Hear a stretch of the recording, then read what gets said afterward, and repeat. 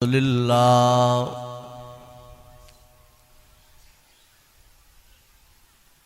الحمد للہ وکفا والصلاة والسلام علی عبادہ الذین اصطفى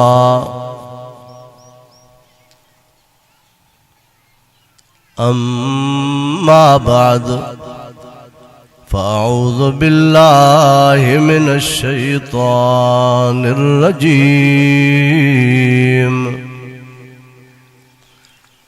بسم اللہ الرحمن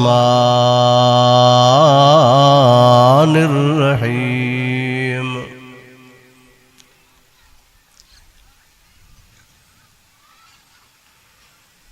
واتبعوا النور الذي أنزل معه أولئك هم المفلحون صدق الله العظيم قال الله تبارك وتعالى في شان حبيبه إن الله وملائكته يصلون على النبي يا أيها الذين آمنوا صلوا عليه وسلموا تسليما محبت سان ڈاڈھیاں درود پاک اللهم صل على سيدنا ومولانا ومرشدنا محمد وآله وصحبه أجمعين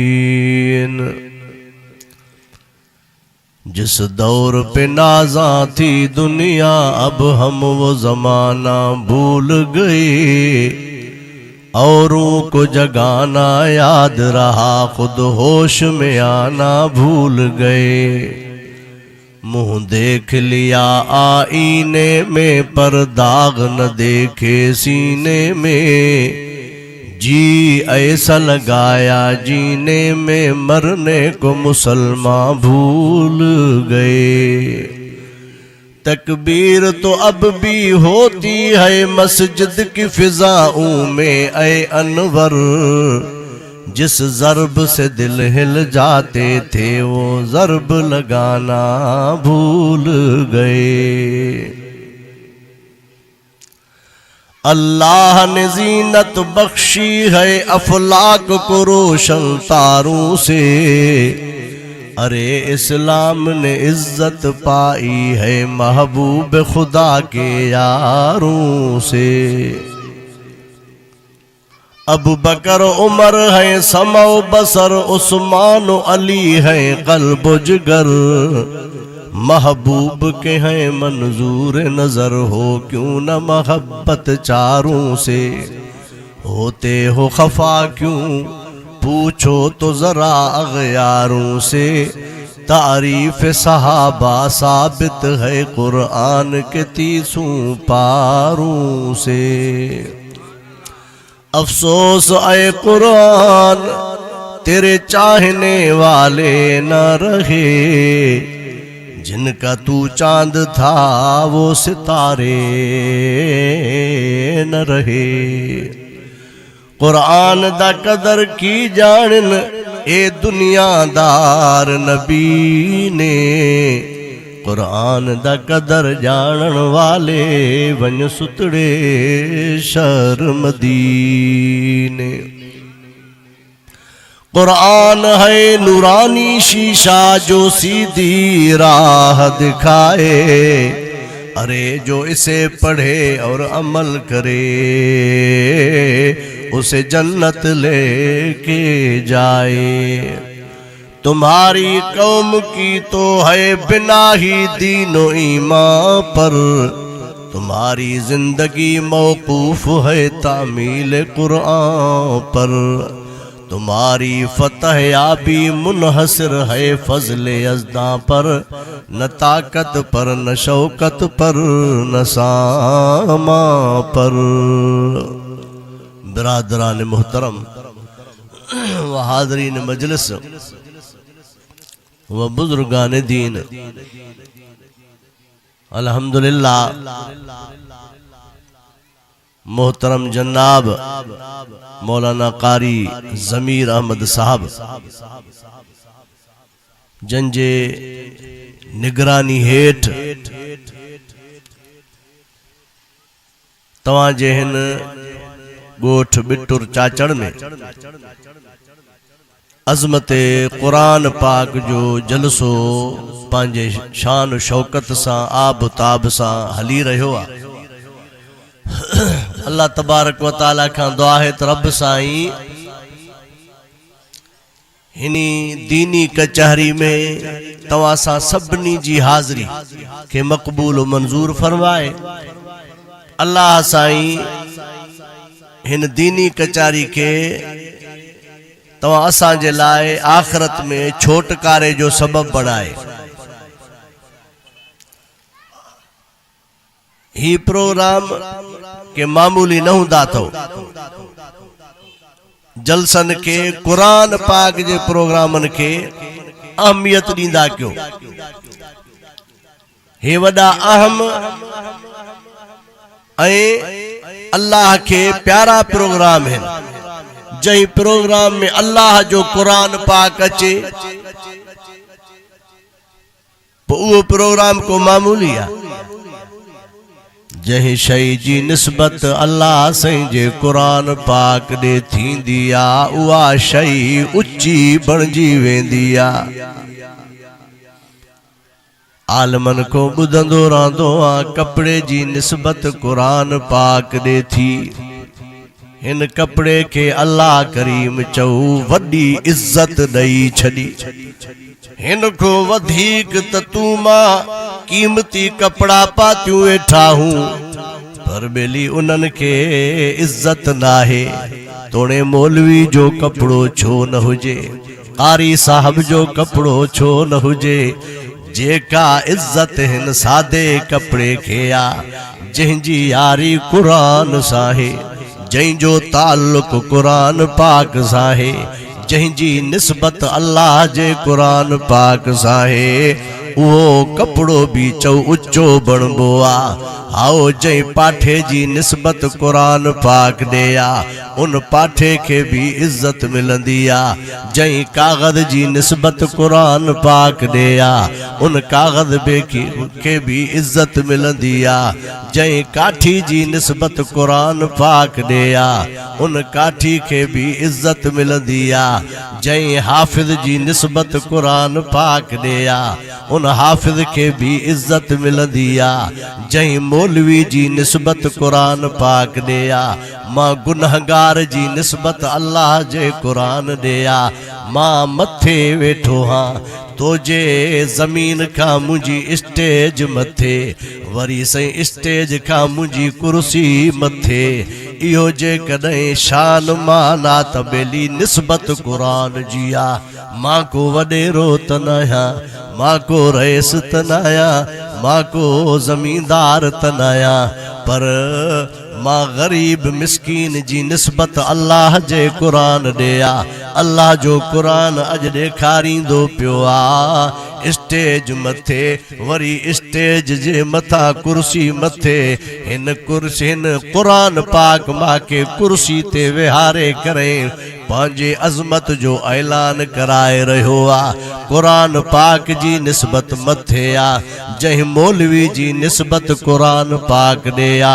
دنیا سلام کندیا۔ اے قرآن پاک عظمت وارو آ، جے کو ہن تے عمل کرے مولوی تھے، جے کو ہن تے عمل کرے عالم تھے، جے کو ہن تے عمل کرے عامل تھے، جے کو ہن تے عمل کرے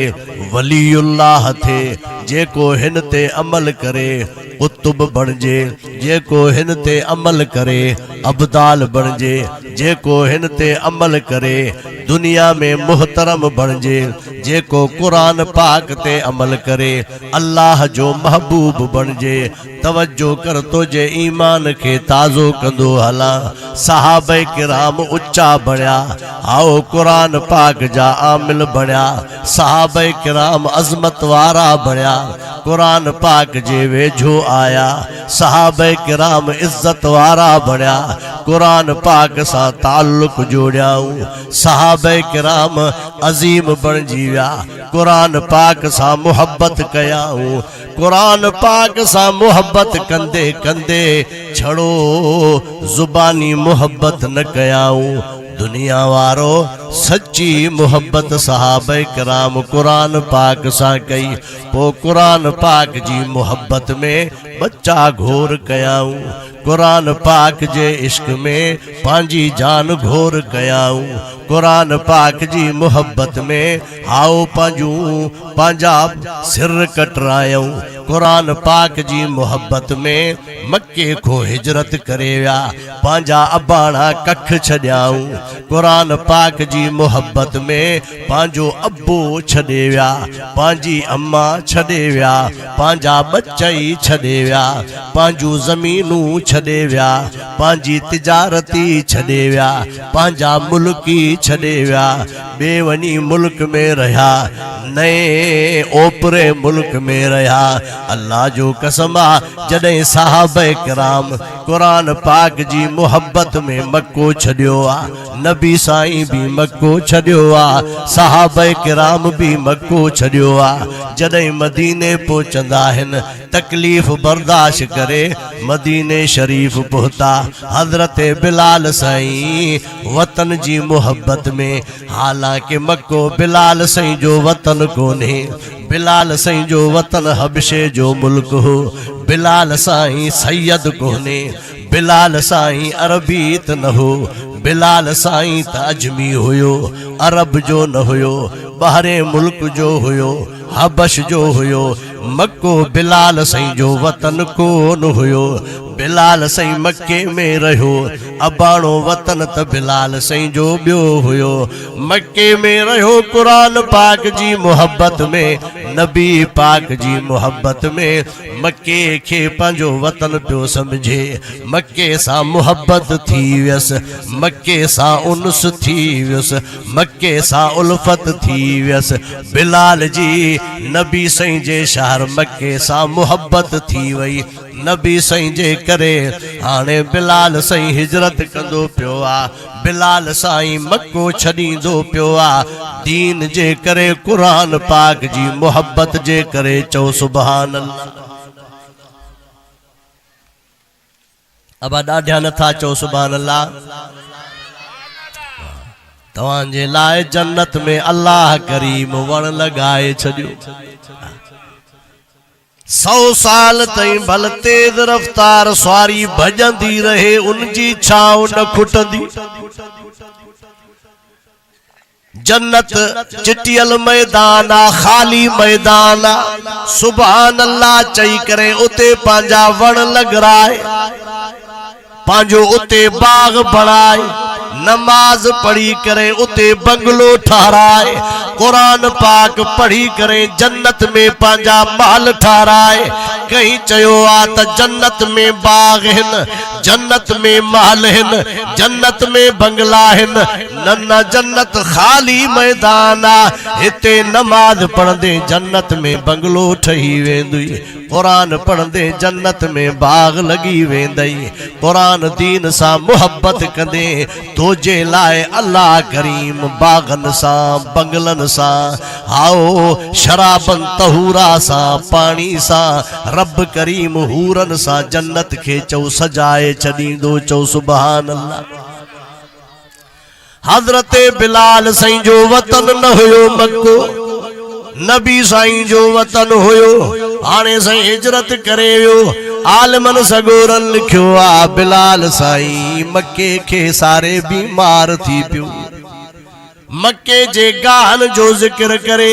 بلال سائیں بیمار تھی پیو بلال سائیں کے بخار اچی ویو بلال سائیں کمزور تھی ویو مکے کے ساری دعا بیا صحابہ بھی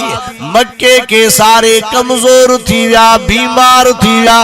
بلال سائیں شیر پیو چے مکے جی جدائی میں مکے جے عظمت میں مکے جے گاہ جو ذکر پیو کرے ہاؤ مکے جے جبلن جو ذکر پیو کرے مکے جے پتھرن جو ذکر پیو کرے مکے جی دھرتی جو ذکر پیو کرے مکے جے فراق میں بلال سائیں چو بیمار تھی پیو صحابہ کرام ماں تو کھا تو پچھا گیا قرآن پاک جی محبت میں کیڈی کیڈی قربانی پیش کئی آؤ تو بدھندو رہندو صحابہ کرام پانجا بچہ پیش گیا مائی ننڈڑو بارڑو کھڑی آئی امام الانبیاء مجھو ننڈڑو قبول کر اما چھو کھڑی آئی چیں سائیں دین جلائے مدد جو گھرندو بیٹھو مجھے دین جی مدد کیو نبی سائیں زخمی تھی داہا پانجے لائے نسڑی داہا نبی سائیں سجدے میں سر رکھیوں پیائن کافر متھوں اوج اچھلیں داہن پانجی مدد جلائے نسڑیوں نبی سائیں کے دھکا ملیا پانجی مدد جلائے پکار نہ کیوں نبی سائیں کے نعوذ باللہ گستاخی کیوں نبی سائیں پانجی مدد جلائے نسڑیوں دنیا وارو احد جے میدان میں نبی سائیں جی پیشانی مبارک تے پتھر لگو آؤ پتھر لگندو قرآن پاک جی عظمت جے کرے دین جی عظمت جے کرے امام الانبیاء فاطمہ جے ابا جو خون نکری آیو حسنین جے نانے جو خون نکری آیو دلبر نبی رابر نبی سرور نبی آقا نبی مرشد نبی آمنہ جو لال نبی حضرت عبداللہ جو بال نبی محبوب رب ذوالجلال نبی جو خون نکری آیو نبی سے جو قیمتی خون دین جلائے نکتو تھی قرآن پاک جی عظمت جلائے نکتو تھی نبی سائیں پانجی مدد جلائے او ابا کون سڑیں داہن نبی سائیں جا آؤ چہرو مبارک زخمی تھی پیو خون وہندو پیو نبی سائیں پانجی مدد جلائے نسڑیو آنگر مبارک کٹ جی پئی خون وہی ایندو مدد جلائے نہ پکاری دعا دنیا وارو نبی کریم صلی اللہ علیہ وسلم دین جلائے اعلان کندو اچو ماں محمد مٹھڑے جے دین جی مدد کیو اج ان دین کے امت بھیلائیوں ویٹھیا دین جی امت کے پرواہی ناہی پانجے پیٹ جی پرواہی دکان جی پرواہی واپار جی پرواہی آؤ پاجے دھندے جی پرواہی بچہ رات چھا کھائندہ ڈیہ جو چھا کھائندہ سے ایو اللہ کریم تو کے ماں کے ان جلائے تنمو کلیو آؤ جنہیں بچڑو پیٹ میں ہی دعا انیا اماں جے پیٹ میں نٹھ دعا رب کریم فرشتو موکلین دعا ون مجھے بانڑے جی حیاتی لکھیا ون مجھے بانے جو رزق لکھیا موت حیاتی اتے ہی لکھ بیا رزق اماں جے پیٹ میں لکھ بوا تو کے کہیں چیووا نماز قضا کرے روزی کمائے تو کے کہیں چیووا دکان تے وہی کریں اللہ جے صد تے ناچ مرت خبر پوی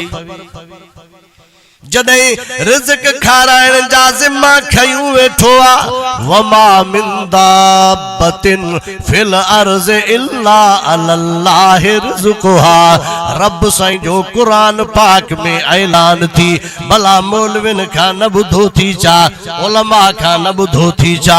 رب کریم فرمائیں دو پیوا جے کے بھی ساہدار ہیں اڑے توت انسانا توت سبن کوئی متھیا توت عرش عرشن کو بھی متھے تو ت فرشن کو بھی متھے تو ت نورن کو بھی متھے تو ت نارن کو بھی متھے تو ت بحرن کو بھی متھے تو ت بحرن کو بھی متھے تو ت نباتات و جمادات کا سجی کائنات کا 18,000 مخلوقات کا تو متھے آ سبن میں اشرف آ سبن میں افضل آ سبنی میں شان وارو تو سبنی میں عزت وارو تو سبنی میں مان وارو تو سبنی میں درجے وارو تو سبنی میں عظمت وارو تو جدیں رب کریم قرآن پاک میں فرمائی دو پیوا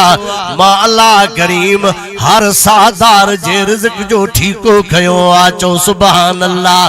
ذمو کھیو آچو سبحان اللہ رب سہی تو فرمائے اللہ عربی بولی میں لازم جلائیں دعا رب تو فرمائے جے کا بھی سادار مخلوقا سبن کے ماں اللہ کھارائیں دم سبن جے رزق جو ذمو ماں رب کریم تے آچو سبحان اللہ موسیٰ کلیم اللہ چو دعا شرق و غرب جا رب شمال و جنوب جا رب عرش و فرش جا رب بحرن برن جا رب رب کی کھارائیں دعا اللہ دریا جی مخلوق کے کی دیں دعا جبلن جی مخلوق کے کی دیں دعا زمین واری مخلوق کے کی دیں دعا او اللہ دیکھار تصحیح رب فرمائیں دعا موسیٰ بلا ما اللہ تے یقین نتھی جا جیسے یقین جا سبق امت کے تما دیں دعا یقین تما سے کھاری دعا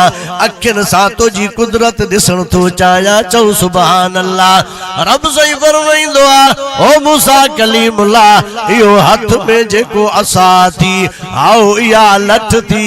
پتھر کے ہنی تدسما اللہ تو کے رزق کھارائن جا کرشما دے کھاریا چو سبحان اللہ موسیٰ کلیم اللہ جی لٹ پتھر کے لگن دیا او ابا پتھر بھجی پوندو آ اندروں بیو پتھر پیو آ اوہ ٹوٹنو آ تریو پتھر پیو آ اوہ بھی بھجی پوندو آ موسیٰ کلیم اللہ ہی دسندو پیو آ دساں رب مٹھڑے جی قدرت دساں اللہ جی قدرت دساں پانجے مالک جی قدرت پانجی مخلوق کے کی دیں دعا پانجی مخلوق کے کی کھاریں دعا کے دی مخلوق پیاری تھس کی دیں دعا ہی جو دسے موسیٰ کلیم جی رڑی نکری وئی اللہ اکبر ہاؤ سائی تو یہی کھاریں دعا ہے تجیتڑو پیو آ ٹن پردن میں پیو آ ٹن پتھرن میں پیو آ نہ روشندان نہ پتھر کے وری کا ڈار کچھ بھی نائے او اللہ ساؤ پتو یا بی کا شیوات میں پیتھس ایج کو جیت تو جو دنل رزق پیو کھائیں دعا موسیٰ کلیم اللہ جے اکھن میں پانی اچیو اللہ یہی کھاریں دعا واجو پنج شان سا کھاریں دعا واجو پنج عزت و عظمت سا دیں دعا پانجی پانجی جائے تے دیں دعا جے کو جاتے ہی ویٹھو آ جبلن میں ویٹھو آ بھی دیں دعا بربٹن میں ویٹھو آ بھی دیں دعا آؤ بیابان میں ویٹھو آ بھی دیں دعا او اللہ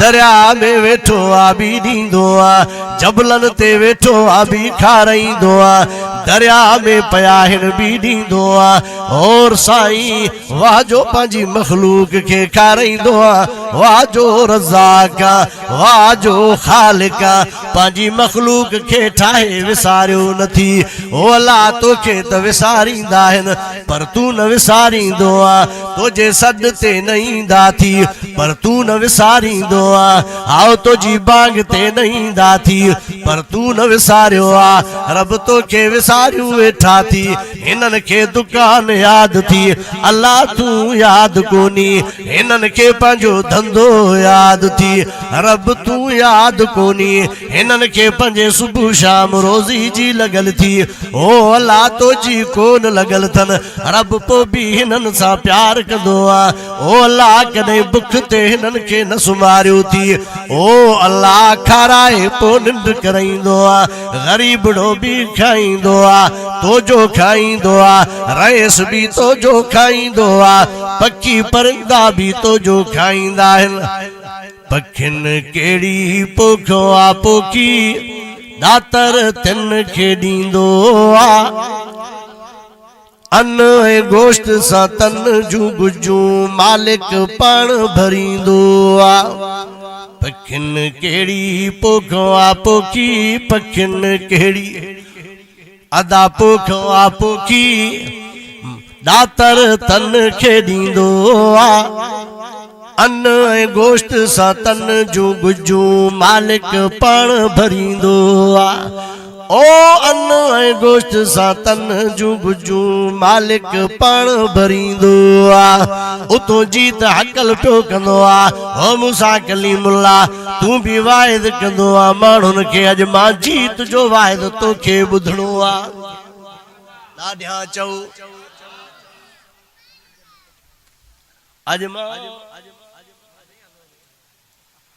اجما جیت جو واحد بدھ اجما اللہ جے نبی کے واحد کندو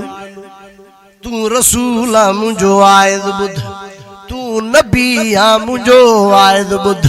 تو پیغمبر مجھو واحد بدھ کلیم اللہ آؤ تور سینہ جبل تے چڑی کچاریوں کندو وا پانجے مالک سا اج مجھو واحد بدھ سبحان الذی یرانی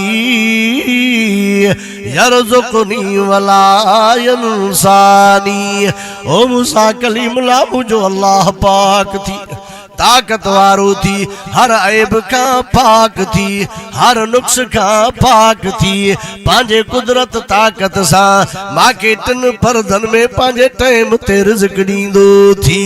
مجھو اللہ موسیٰ پاک تھی او موسیٰ مجھے اللہ سا کوئی شریک نہ تھی مانو تا اللہ سا شریک کنداہن آؤ مانو تا چونداہن کلندر اللہ بھی اولاد دیندو کلندر بھی دیندو اللہ شفا دیندو سیدی موسانی بھی دیندو ایڈے توجہ کر حضرت بھٹائی صاحب رحمت اللہ علیہ پیو فرمائیندو ننا تو کہ ہر طرح سا اللہ جے در تے اچڑو پوندو قرآن بھی ایوئی اعلان فرمایو وقال ربکم ادعونی استجب لکم ان الذین یستکبرون عن عبادتی سیدخلون جہنم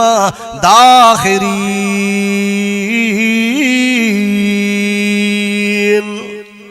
رب سائیں جو پیار ترس رب سائیں فرمائیندو ماں کھاں گر بین کھاں گرن ماں بھی نہ دیندو مائے بے کھاں گرن دے تکاور جی پوندو مائے ارے تو مجھو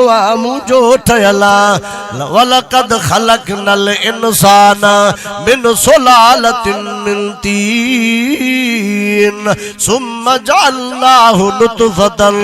فِي قَرَارٍ مَكِينٍ ثُمَّ خَلَقْنَا النُّطْفَةَ عَلَقَةً فخلقنا العلقة مزغة فخلقنا المزغة عظاما فكسونا العظام لحما ثم أنشأناه خلقا آخر فتبارك الله أحسن الخالقين رب سیدو فرمائے پانتے نظر تکر سجو ما اللہ جو ٹھہلا ایکڑو عضو تڑکار جے کو آؤ حضرت سیوانی لال شہباد کلندر دنو ہوجے ننا بے درت ماں ونجن ندیندو مائے مونجو آت ماں کھان گھر بے درت ویندے تکاوڑ جی پوندو مائے آؤ جے انجا زد کدے نہ سمجھ دے تا جہنم جو بل بڑھائیندو مائے بے کھان گھرن ماں رب تی بھی تو کے ندیندو ماں کھان گھر پنیا در نہ پن متا پنندے پوری نہ پوئی نام انہیں جو گن جے کو داتر سارے دے ہجو چھو ونی چھا کھوڑے بیلی بیندو آئیں بین جو وٹ کنجک کریم جی جگ جو آلی سو سکھو راندو اوہ چوچن جو عشق اللہ سا جیبائیں جوگی تھیاں درلی کھڑی مرل ویڑے ویغ وجود سی ایکڑائی صدوہل عاشق عبداللطیف چاہے تو آہی پان عمل چھوتھو پنی پیناگن کھن جیبائیں جوگی تھیاں تکا کل میں سندیکار پورو رہو پنجن سی آیا ٹریہ نٹار رمضان شریفین دو پیو تھی سیئی داگا دار جائی میرا سنیانی رب جو فرمائی محکم تھی جن مسجد جو دائم جھلیو در ان جی عبداللطیف چیر پشتی پیغمبر سیئی مرکن مرجن جو عشق اللہ حسا جن رب کے سنیاتو پو ککھ سڑے پن سڑے توڑے سڑے ساؤ گاہو سانی جن اللہ تو نہ چیتن کھے جیت چوندو موسیٰ مجھو اللہ پاک تھی لا شریکا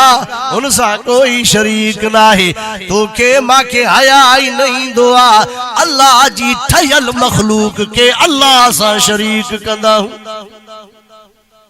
سمجھو تھا سمجھو تھا آبا کاوڑ جی آؤ گا لائے ہوتا تھا ناراض تھی آؤ نا با ناراض ہو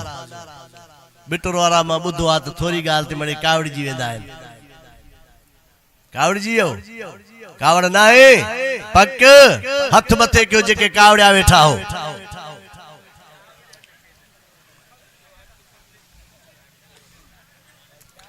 بیٹا عزاب رحمت اللہ علیہ تو فرمائے قرآن پاک بھی ایو اعلان کیو اب اولاد کے دین دعا للہ ملک السماوات والارض آخری عرض کندو اللہ للہ ملک السماوات والارض یخلق ما یشاؤ یہب لمن یشاؤ اناسا ویہب لمن یشاؤ الذکور او یزوجہم ذکرانا و اناسا ویجعل من یشاؤ قیما رب زائیں تو فرمائے سجو ملک ما اللہ جی ملک فیصلہ بھی مجھا نیانیوں بیماری دوہا پٹ بیماری دوہا جوڑا بیماری دوہا ندیا بھی مجھے مرضیا ماسا کوئی چون چرا کرن وارو جایوئی کونے دیا بھی مجھے مرضی ندیا بھی مجھے مرضی بٹائی صاحب رحمت اللہ علیہ فرمایو جے تو بیت بھائیا سے آیتو آہین بٹائی صاحب تو فرمائے خاسیو تو جو خبرہ خاسو خوب خدا ایکڑا لوچین دے لنگھن وجے ایکڑا آرس کھیر نکھا کہ پیٹ نہ پالن پینجو کہیں جی کڈ لائے لکھ دنائے کہ وچاریوں کنن کا بکون لہن کن کے پیرن میں بھی پائے مانا سب سندا پر کو لکھے جو پھیرو کئی تو سائیں تو سبحان تو کے چارو ناہے چون اکڑا وسندر شار ویران کرے بیا وسائے پیو واہن کہیں کے بیک نہ بخشے بکری جی کہیں کے دھنی دے پیو دھن کہ پالے سکھ پال کن میں کہیں کھا پیاہائے پاہن کہیں کے دام نہ بخشے دمڑی جی کہیں کے مایا دے پیو من تے لاہوں تاہن تھا ڈکن لنگ لطیف جا اولاد کے دین دعا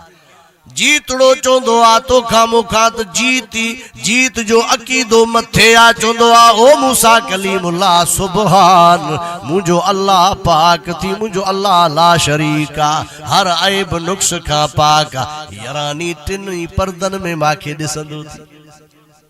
تو کہ ماں کے اللہ کو نہیں دسندو ہاں با لکی گناہ کندو آ ہر گناہ امت میں آ ویاج بھی امت میں سود بھی امت میں سود جی تواں کی خبر بھی آئے تواں اترا چریا ہو جن اواں کے ویاج سود جن وٹھن کھائن جی خبر کو نے 70 گناہ ننڈے میں ننڈو گناہ ایو وا جو کعبے میں سگی ماں ساجن بدفیلی کے چندرو بھڑا چندرا اللہ جی نافرمانی کدے تو کہ خوشی تھی دیا صحیح سے کدے قبر جو عذاب ساندے باہ جہنم جی اڑے بلا حیاتی لکھائے آئے اچھا مرنو آؤ کنن سجل ہی سانجی تھیو ملی پکھن کھوڑیا پکھ کن میڑیا مانک موتی بیلی کن میڑیا ککھ او ابا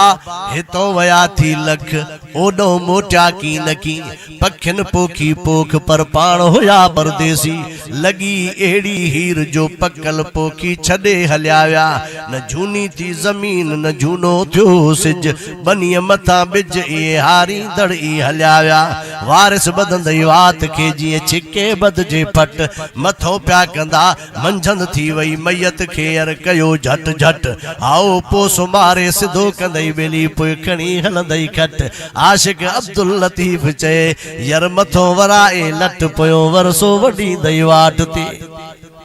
اڑے جے کو فوت تھیو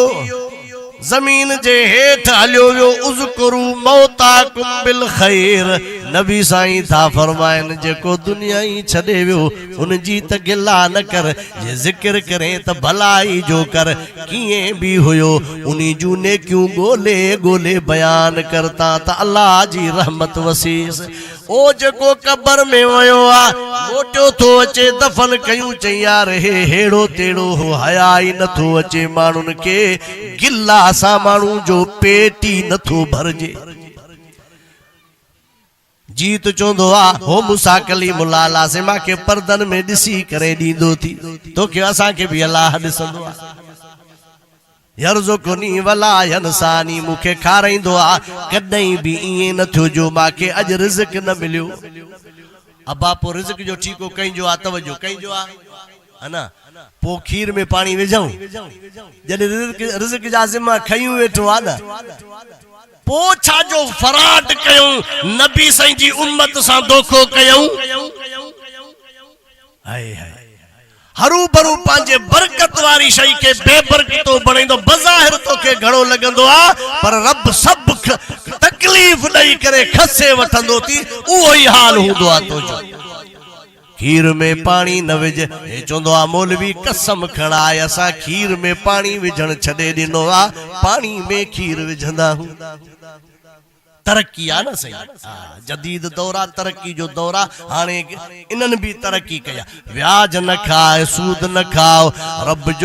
رب سائیں جو قسم ایڑو موتی دوئی جو دنیا ڈسندئی قبر میں داہوں کندے رڑیوں کندے موٹائے تا صدری چاں رب سائیں کانو موٹائے موت آیو وری بانو نہ موٹندو پانجا قدم سدھارے حل محتاط انداز میں حل اللہ سائیں جی منye کرے حل آؤ پوجیے آخرت میں تو چون دیتی اللہ کدوئی ہتے جیے اللہ چاہتی تو اسا کیوں آخرت میں وری پہنجا حکم حلندہ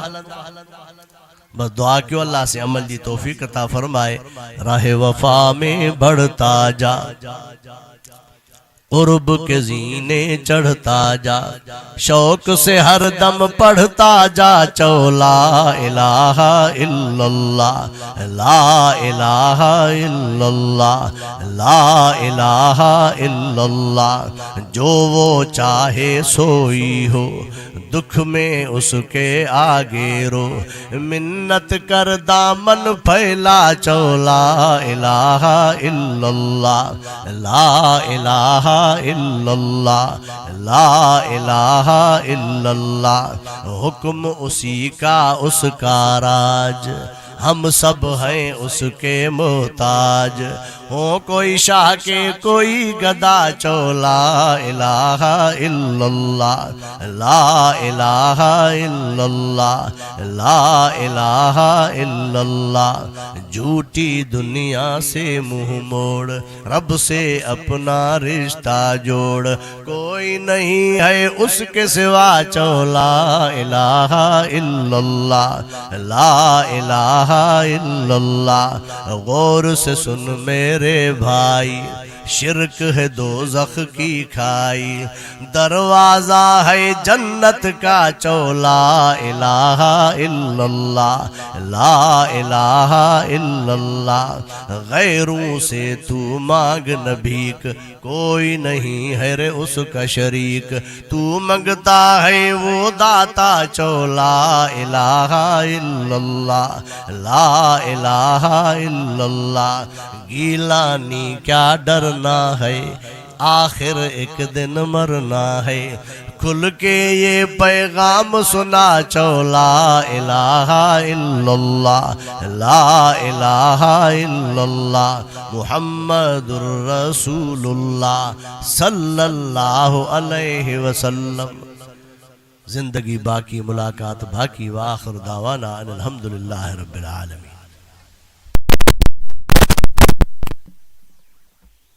مہران ساؤنڈ پنواگل عبدالصمد سنی شیخ این ریاض احمد 0306 شیرین زبان و بیان حضرت مولانا امداد اللہ معاویہ صاحب